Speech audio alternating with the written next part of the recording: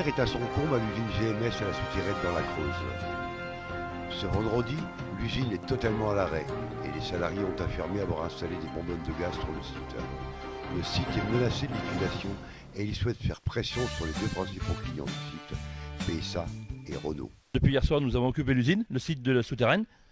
Hier, nous avons cassé une machine, détruit une machine volontairement, une machine de production qui nous sert à travailler. Beaucoup se demandent à quoi ressemblera l'avenir pour les 283 salariés de l'usine.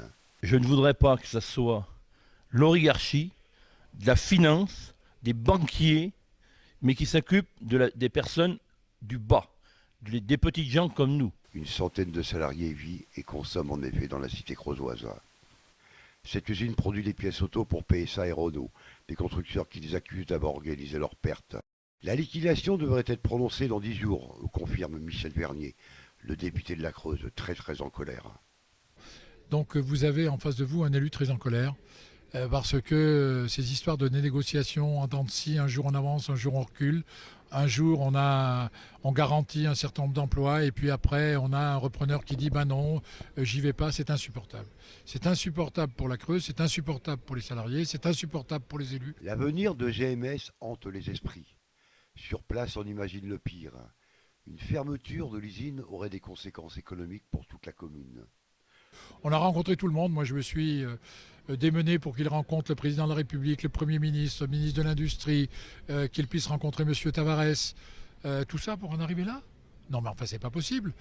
Moi, j'ai dit et je redis, ces grandes entreprises qui ont eu besoin de l'État, qui ont demandé des aides à l'État quand elles étaient en difficulté, l'État est venu les aider. J'ai approuvé ces aides à ce moment-là, et aujourd'hui, elles abandonneraient des territoires. Il y aurait des territoires entiers où on dirait, bah, écoutez, nous, on va aller fabriquer ailleurs, dans d'autres endroits, dans d'autres pays. Non, c'est pas acceptable, parce que les salariés, ils savent faire, les machines, elles fonctionnent, il n'y a pas d'investissement lourd à faire, les produits qui sont fabriqués sont de grande qualité, et le prix de fabrique de ces produits, en plus, n'est pas un produit qui peut mettre en danger les constructeurs. On a piégé l'usine, affirme le délégué CGT Vincent Labrousse, tout en précisant être toujours ouvert à la discussion. On ne voulait pas en arriver là, mais personne ne nous laisse le choix. La moyenne d'âge est de 49 ans. Et qu'est-ce qu'on va faire ? On a des familles.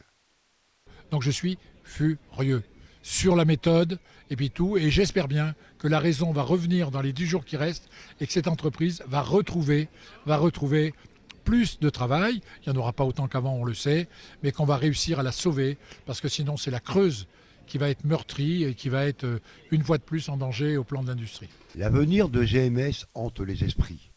Sur place, on imagine le pire. Une fermeture de l'usine aurait des conséquences économiques pour toute la commune.